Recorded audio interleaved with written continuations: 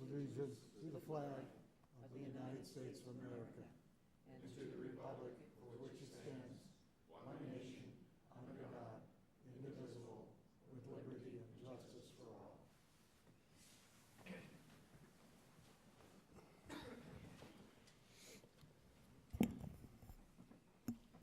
The first item on the agenda is the approval of the agenda.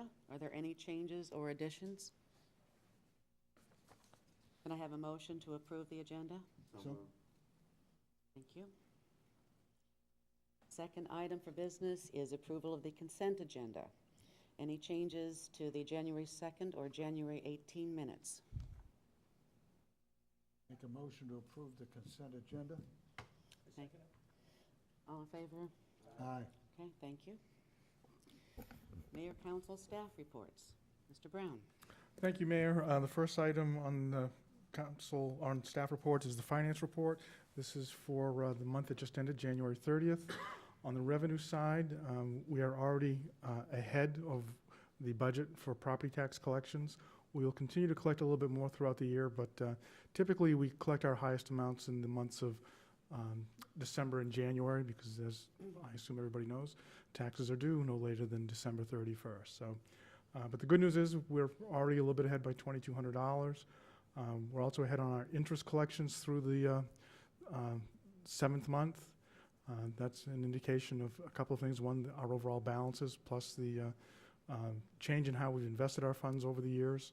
We've consolidated almost all of our excess funds into the North Carolina Capital Management Fund, which has paid a higher interest rate. I mean, it's not a lot, but you know, we do try to maximize our earnings and our other revenues wherever possible. The large ticket items, sales tax, again, is very strong.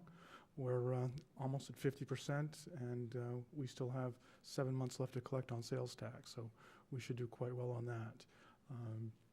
On the expenditure side, there's nothing remarkable that jumps out on that. We are pretty much where we would expect to be. I'd be happy to answer any questions if council has any.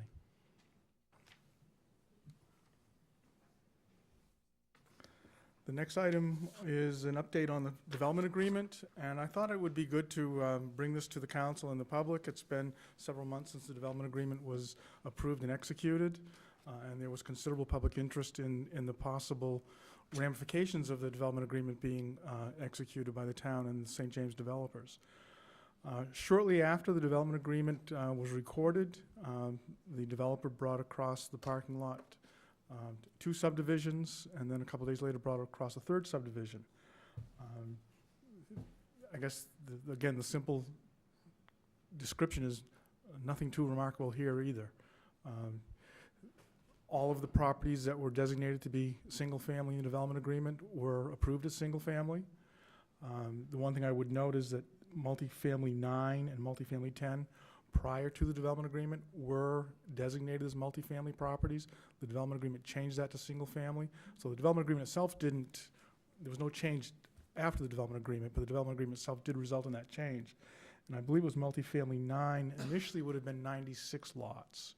And so to the extent that people may have had some concerns about what the impact of the development agreement was going to be, it has resulted in fewer multifamily units than what otherwise had been part of the master plan.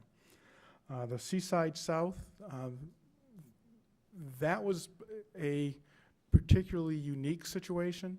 Those were 4 lots that the developer had initially tried to get us to approve as a subdivision earlier on, but they didn't meet our ordinance requirements because some of the property was still located in Brunswick County. And council will recall that part of the whole process of the development agreement was we annexed everything that had not yet been annexed. And that included 4 pieces of these 4 parcels. The amount that was still in Brunswick County on the parcels was a couple hundred square feet, but they were just enough so that they didn't meet our requirements. So that was a house cleaning exercise, if you will. Lastly, the only other activity within the area covered by the development agreement is we have, as of 2 weeks ago, approved the site plan application for the St. James Fire Department substation. So With that, if council has any questions about progress on the development agreement, be happy to answer them. Thank you, Mr. Brown. All right, next order of business is old business. Is there anything to be covered under old business? All right. New business. The first order under new business is a public hearing on the proposed bird sanctuary ordinance. Do I have a motion to open public hearing on said ordinance? So moved. Thank you. Mr. Brown, provide some background information, please. Yes, Mayor. This item initially came to staff from some residents in St. James. I think probably most people are aware there is an organization within the plantation, if not formally known, informally known as the St. James Birders. And they approached us last fall asking about a bird sanctuary ordinance. This ordinance is authorized under the North Carolina General Statutes. And if you've driven around many of the communities, particularly in this region, you'll see towns that have put up signs that says this town is a bird sanctuary.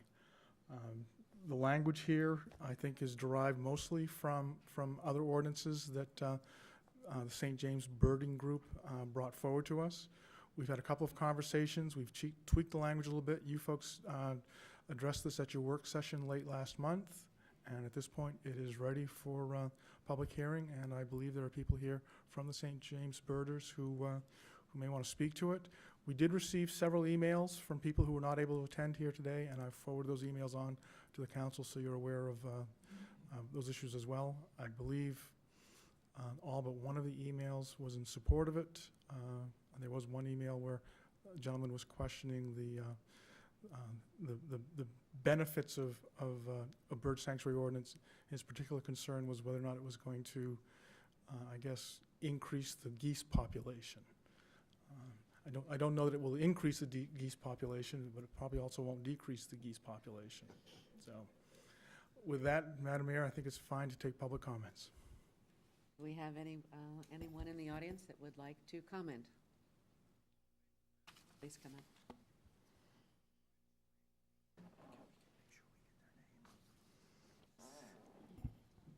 And please provide your name. Amanda Keel. Thank you. The St. James Birders sponsored this proposal to designate the town of St. James a bird sanctuary. The town of St. James is comprised of close to 5,500 acres that includes more than 1,500 acres of nature preserves, so becoming a bird sanctuary just seems like the right thing to do. Birds provide year-round enjoyment here, whether you're outdoors doing activities in our beautiful community or inside your home watching your bird feeders from the window and enjoying all the antics that goes on there. We're blessed with an abundance of species because of our proximity to the migratory path of the Atlantic Flyway. Over the last year, the St. James Birders Group has enjoyed several field trips within the town in all 4 seasons. We participate in the Audubon Christmas bird count, the Brunswick County bird count, and Audubon's backyard bird count. We have documented more than 120 species of birds within our town boundaries. All 4 Troon golf courses in the town are certified Audubon cooperative sanctuaries through Audubon International. The golf courses must meet minimum standards set forth by Audubon International in 6 categories, including environmental planning and wildlife and habitat management. Certification occurs every 3 years, ensuring that they meet the environmental conditions to support birds and the environment. Residents here are active in outdoor activities, including birding, gardening, and environmental projects. Having our town designated as a bird sanctuary would show recognition that we are concerned about our habitat and the birds that we share it with. Even non-birders share a sense of pride in knowing that they live in a bird sanctuary. Being a bird sanctuary simply reinforces current regulations by federal, state, and North Carolina Wildlife Resource Commission, ensuring that the birds are treated properly while living in or passing through our town.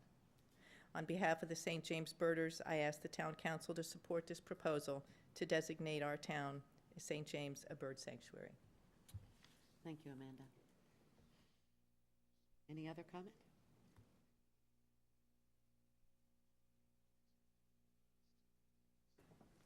I'm Kathleen Schlobaum. I'm also a member of the St. James Birders.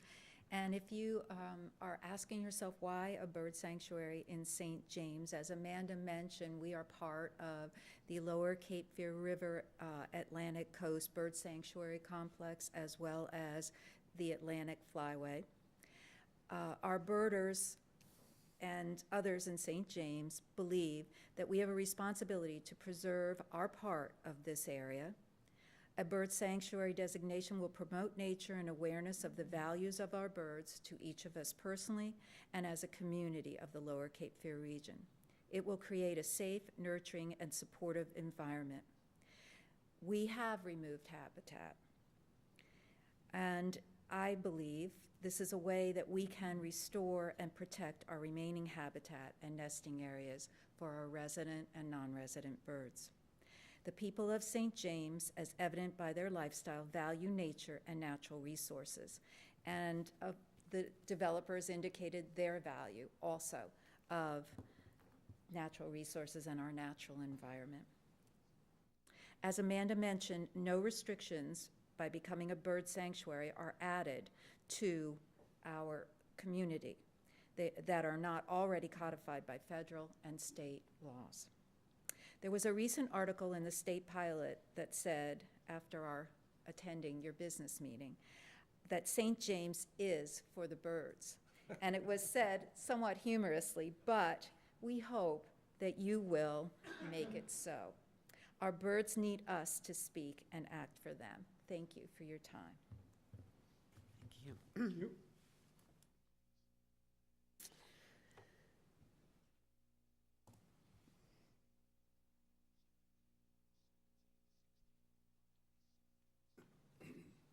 I'm Taylor Ryan, and I appreciate the opportunity to meet with you. And without repeating all the fine words that they have masterfully said, I encourage the approval of the sanctuary for birds. This will be our second sanctuary. We already have an oyster sanctuary. It's called the UNCW Research Sanctuary that we as a community, citizen scientists, and all of you have supported for 12 years. I think this leads us to maybe the next step, which some of us should get our heads together and develop, and that's the St. James Conservancy. We are that kind of community, and we can formalize it as a conservancy, and we'll look at that. Thank you, ladies and gentlemen. Thank you, Taylor. Is there any other public comment?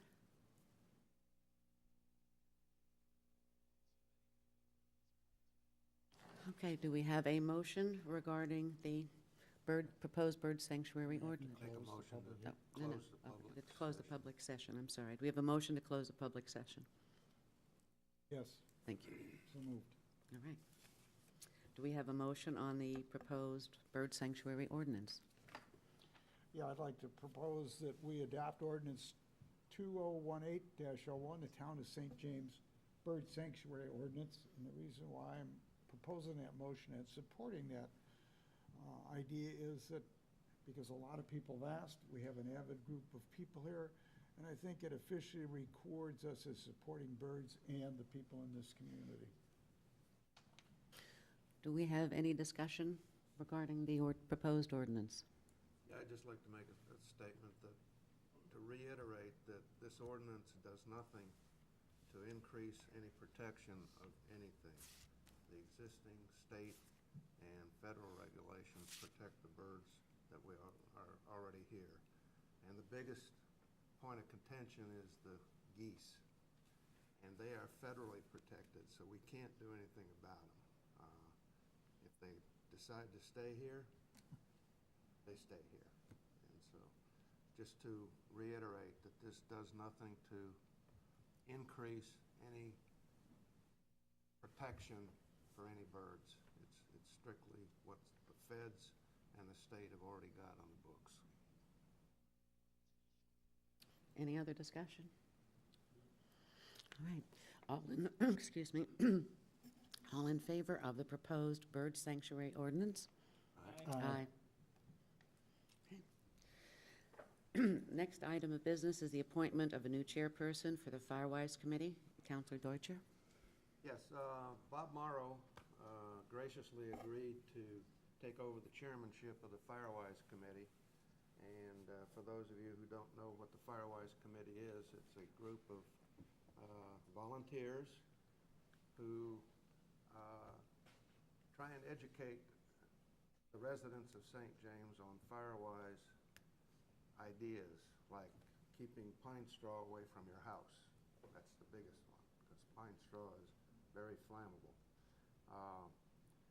These people meet monthly, and they have done a tremendous job this last year. They've got the Forest Service in here to do another reevaluation of St. James. The last one was done, I think, in 2003. Barbara? Yeah, yeah. So we right. So Bob, when he took it over, said he was only going to do it for a year. His year is up. Barbara Lemos has graciously agreed to take over the chairmanship. So I would like to make a motion to appoint Barbara Lemos as chairperson of the St. James Firewise Committee. Any discussion? I think there couldn't be a better choice. All in favor? Aye. And also, I'd like to comment, I think you have some very good educational information on the website. Yes. Tips for homeowners regarding Firewise safety, and I really recommend you take a look at those if you haven't done so already. All right, the next order of business is a closed session to consult with the town attorney on pending litigation and general personnel matters. I would like a motion to enter closed session. So moved. Thank you. Okay, we're now in closed session. A motion to close? So moved. Thank you. I thought we had to do it in there. Resume open session. All right. Motion to resume open session. So moved. Any public comment?